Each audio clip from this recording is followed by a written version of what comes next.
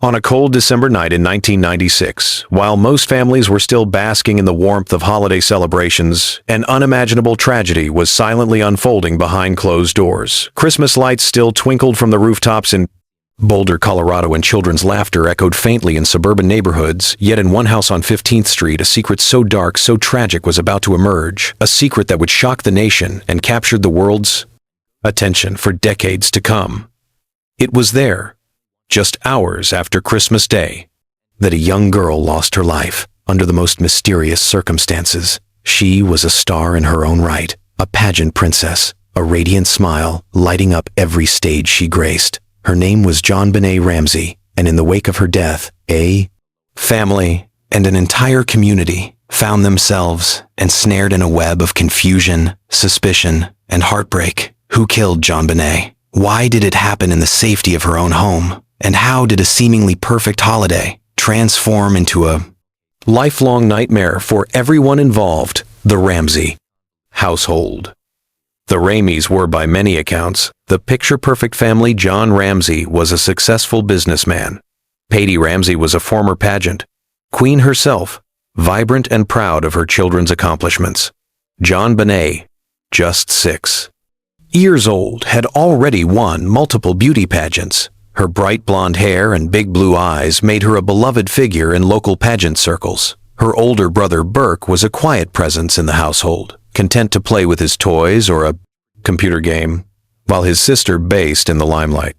On Christmas Day, the family reportedly spent time with friends, enjoyed a festive meal, and exchanged gifts. Laughter and conversation flowed through the Ramsey home as if no shadow could possibly disturb their holiday share. No one could have predicted that this cheerful facade would be shattered in the most gut-wrenching way. Outside, the wind rustled, pine trees blanketed with snow, Christmas lights reflected in the frost, giving the entire neighborhood a magical glow. But inside that house, something sinister was about to unfold. Something that would raise more questions than answers and cast a permanent stain on the Ramsey name. A terrifying discovery. It was the early hours of December 26th, 1996. Patty Ramsey awoke to do what any mother might do during the holidays: check on her children, tidy up the house, prepare the day schedule. But her more took a shocking turn when at the bottom of the staircase, she discovered a chilling ransom note, 3 pages long, scribbled in a bizarre mix of pleas and threats. It claimed that JonBenét had been taken by a small foreign faction. The kidnappers demanded a specific ransom, $118,000, an odd sum that curiously matched John Ramsey's recent work. Bonus Patty's screams filled the house, alerting John, and soon 911 was called. The operator's voice crackled, trying to get clear answers, but panic had seized the Ramsey household. The police arrived swiftly, but they too were caught off guard by the puzzling nature of this alleged kidnapping. The length of the note, the odd phrasing, the unusual ransom amount. As the morning whir on an unsettling realization took hold, something far more sinister might be lurking beneath the surface. In the flurry of confusion, a pivotal error occurred. Friends, family, and even strangers wandered through the house, potentially contaminating a crime scene. Law enforcement, unprepared for what they would face, allowed people to move freely. Evidence that could have been crucial was possibly lost or irrevocably compromised. Then a discovery would be made in the basement that would shake everyone to the core. The basement horror. After hours of waiting for instructions from the supposed kidnappers and hearing nothing, John Ramsey and her friend ventured deeper into the home to search, hoping they might find some clue to JonBenét's whereabouts. They made their way to a seldom-used basement storage area. There, in a hidden room, they stumbled upon the most horrifying sight they could have imagined: JonBenét's lifeless body. She was found with her wrist bound, duct tape over her mouth, and a garrote fashioned from a paintbrush handle around her neck. Dark bruise, martyr skull. The very child who just the day before had excitedly opened Christmas presents was now the tragic victim of an unthinkable act of violence. John carried her body upstairs, screaming for help. The once cheerful decorations now bore witness to a scene of utter devastation in that instant. The narrative shifted. No longer a kidnapping, it was a homicide. And with that revelation, the Ramsey home was transformed into a stage for one of America's most perplexing murder mysteries. The ransom note became the centerpiece of suspicion written on paper from inside the Ramsey house, with handwriting that appeared labored and deliberate. It raised more questions than it answered. Why would intruders spend so much time writing a lengthy ransom note in the home? Why demand a ransom, but never call for its payment? Why the strangely specific $118,000 figure? To investigators, it seemed either a poorly crafted cover-up by someone within the house or a bizarre ploy by an unknown intruder. Handwriting experts were brought in. Some said Patty's handwriting shared similarities with the note. Others disputed this. A swirl of rumors and accusations spread like wildfire, igniting an inferno of public scrutiny around the Ramsey family. The media frenzy. Suspicions turned inward as news of JonBenét's death broke. The media converged on Boulder in a storm. The first 6-year-old pageant, stars' bright costumes and tiaras became iconic images on every channel, and front-page reporters questioned the nature of child beauty pageants, wondering if JonBenét's public persona had attracted predators. Meanwhile, tabloids salivated at any rumor of parental misconduct. The Ramseys, once a private family, found themselves under the harshest spotlight imaginable. Why didn't they speak more openly to the press at first? Why did they hire lawyers so quickly? Their every move was dissected. Some felt pity for grieving parents trapped in a nightmare. Others believed they sensed guilt, secrecy, or deceit. Boulder police too faced heavy criticism. Their initial handling of the case left potential evidence compromised with pressure mount. It seemed that the public was out for blood, and they turned their suspicions on the Ramseys themselves. Meanwhile, a little girl's memory was overshadowed by a circus of accusations. Central concern: who killed JonBenét in the midst of this media storm?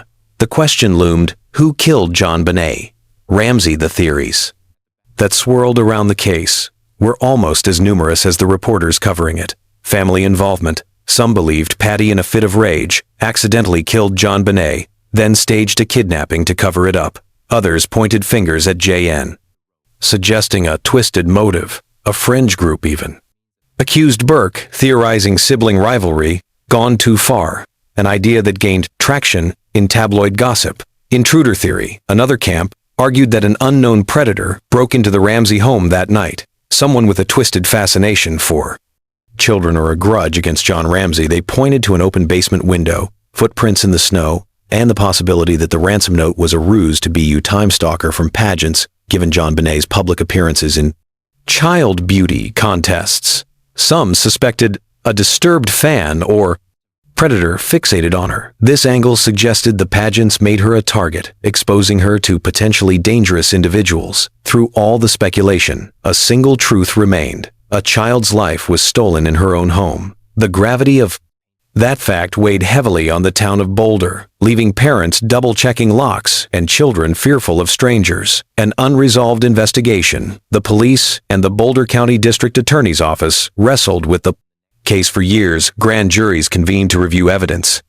Rumors circulated that there was enough to indict members of the Ramsey family, but the district attorney eventually declined to sign off on any charges. New DNA technology was applied to samples from JonBenét's clothing, leading some officials to lean away from the family being responsible. But still, the puzzle remained unsolved. Detectives came and went. New theories popped up with each passing year. Documentary crews from all over the world tried to unravel the threads. The internet age soon arrived in full force, fueling endless forums and chat rooms where amateur SLA dissected every detail. Thousands of tips, ported in each one, seemed to lead nowhere definitive. Despite sporadic spikes of new evidence or rumored confessions, the case never reached a satisfying conclusion. Was as if every pathway ended in a dead end or opened up another labyrinth of questions. The parents' anguish in a community in turmoil.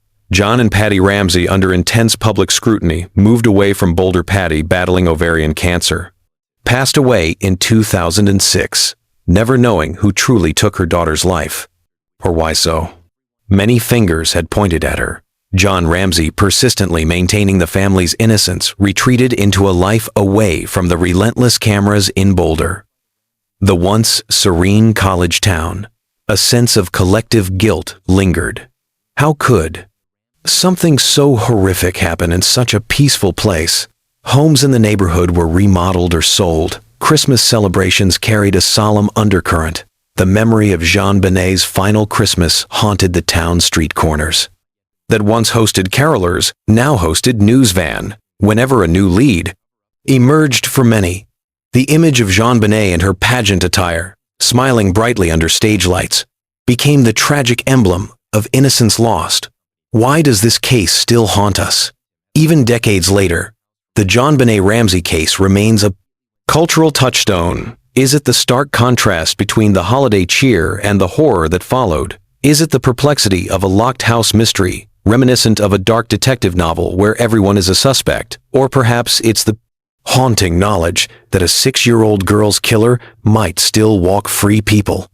Continue to debate the evidence with passion, and each new piece of information, be it a newly surfaced interview, a retested DNA sample, or an unsealed document, reignite the public's unquenchable thirst for answers in a world filled with tragedies. JonBenét's story stands out for its combination of a child's innocence, a puzzling crime scene, and a national media frenzy that turned heartbreak into spectacle. The most dramatic moments, the staged or real ransom note, and the basement discovery. If there are two moments that consistently sent shivers down the spine of anyone following the case, they are the ransom note found on the staircase. Bizarrely detailed and eerily specific, who would craft such a message inside the victim's own home using the family stationary JonBenét's body in the basement, the slow, agonizing search of the house, leading to the hidden room where her life ended. It's an image so unsettling that it has fueled nightmares and theories for nearly 3 decades. These events encapsulate the heart of the mystery, a crime that feels both staged and terrifyingly real, a puzzle that might never be fully solved, and a resonance that continues to remind us how vulnerable we all are. Behind the walls of our own homes, a cry for justice and a plea for resolution. Years have passed since that fateful December night, yet the ache of unresolved justice still weighs heavily in the quiet corners of Boulder, where holiday lights glow each winter. Some residents pause to remember a little girl who never got to see 7 candles on her birthday cake. Meanwhile, her case remains a topic of intense speculation. In documentaries, podcasts, and online forums around the globe, what might have gone wrong? Could a thorough initial investigation have preserved more evidence? Could better coordination between law enforcement and the district attorney's office have yielded a suspect? Did the relentless media pressure distort the truth, turning a devastating crime into a spectacle? Perhaps we'll never know the full story, but John B.'s memory deserves more than endless speculation. She deserves the truth, something we as a society continue to seek in the quest to unravel this dark mystery. We grapple with broader questions about media, ethics, law enforcement procedures, and the tragedies that can lurk behind the most charming suburban facades. At the heart of every true crime story lies a genuine human tragedy. We can analyze facts, critique the investigation, or debate theories, but none of that changes the reality that a young life was stolen, leaving a family and a community shattered. Now that you've walked through the events of that haunting December in 1996, what do you think went wrong? Is there a theory that resonates most with you? Or do you believe that crucial evidence was lost forever in the chaos?